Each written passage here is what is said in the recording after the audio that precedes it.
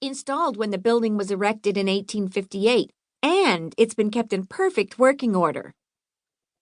I said, "The inspector's certificate." Miss Connors tried not to look annoyed at the interruption. "Is located in the elevator's cab. It's current." She pushed the button, summoning the car. The doors opened immediately. We stepped on. Clunky was the right word. It lurched and grumbled all the way up.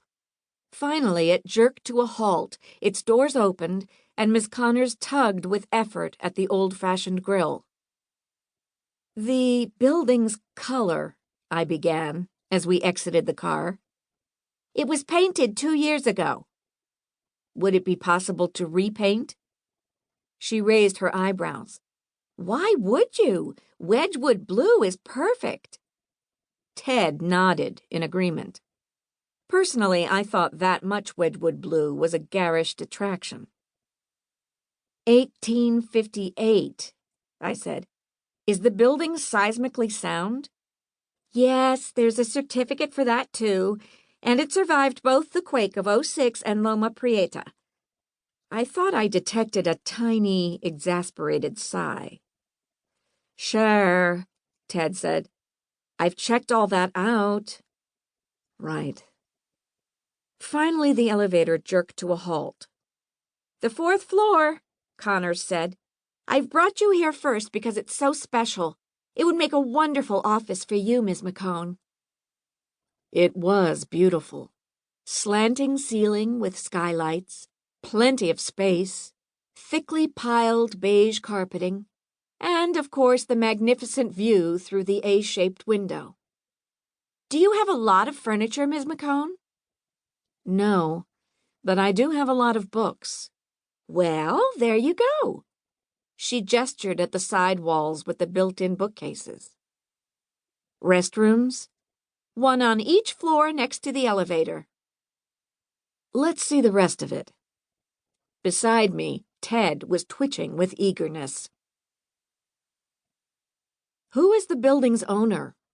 We were standing on the 1st floor beside a spacious reception desk. "An Oregon company, Acme Properties. I can give you contact information if you like." I looked around, saw Ted's beaming face. "No, that won't be necessary.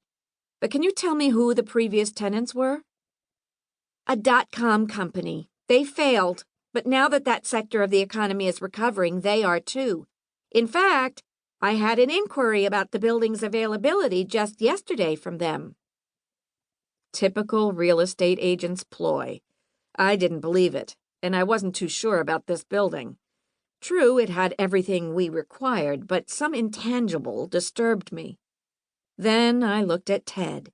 His eyes were pleading.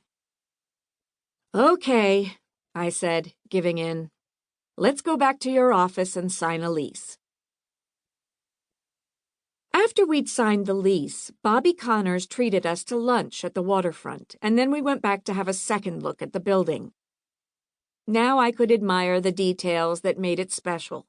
Small, formerly coal-burning fireplaces on each floor. Oaken mantelpieces decorated with carved wildflowers. The way the new carpet blended with the vintage wallpaper. The old-fashioned light fixtures fitted with up-to-date power.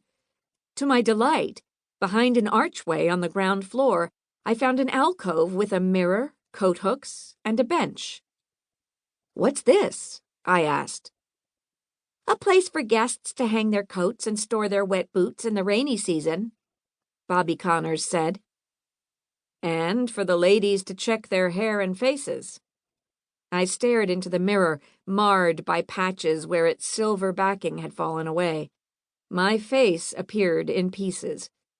Then I tugged at the hinge top of the bench, discovered it was padlocked. "Do you have a key for this?"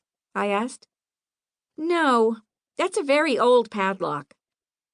"I'd like to see what's inside." From my bag, I took the set of lockpicks that one of my informants, an often incarcerated small-time thief, had presented me with years ago. A few tries, and the padlock came loose. "And what treasure does it contain?"